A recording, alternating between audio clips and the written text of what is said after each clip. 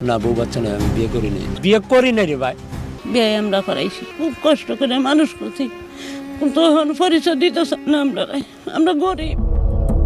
বাংলাদেশের জনপ্রিয় content creator Ripon মিয়া, যিনি সবার কাছে রিপন ভিডিও নামে পরিচিত, 2016 সাল থেকে ছোট ছোট ভিডিও বানায় সে এবং রাতারাতি জনপ্রিয়তা লাভ করায় বলতে বসেছেন নিজের অস্তিত্ব। তার ভাইরাল ডায়লগ হলো, রিপনের মা অভিযোগ করেন, রাতারাতি জনপ্রিয়তা পেয়ে গরিব বাবা মায়ের পরিচয় দিতে লজ্জা পান রিপন মিয়া। খুব কষ্ট করে মানুষ করছি, কিন্তু এখন পরিচয় দিতেছে না। আমরা গরিব, পরিচয় দিলে যদি মান সম্মান না থাকে। পুরনো ভাঙ্গা বাড়ি ছেড়ে আলাদা করে পাকা বাড়ি তৈরি করে ওয়াইফ ও তার সন্তানকে নিয়ে থাকেন তিনি, দেন না ভরণ পোষণ।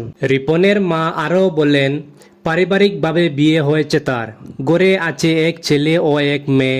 আমরা করাইছি, বাচ্চা এক ছেলে এক মেয়ে।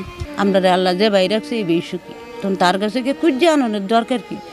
সে যখন বড় হয়েছে আরো বড় দোয়া করি আমরা। তবে ওয়াইফ ও তার সন্তানের কথা অস্বীকার করেছেন রিপন মিয়া। না, বউ বাচ্চা নয়, আমি বিয়ে করিনি। অনেকেই তো অনেক কথা বলে, সব মানুষের মুখে ধরে রাখা যায়, এটাই বাস্তব।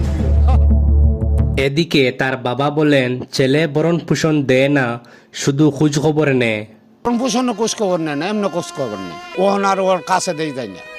আমার ওই কৈতকটি আমার দাম নাই, ও শিক্ষা নেয় না।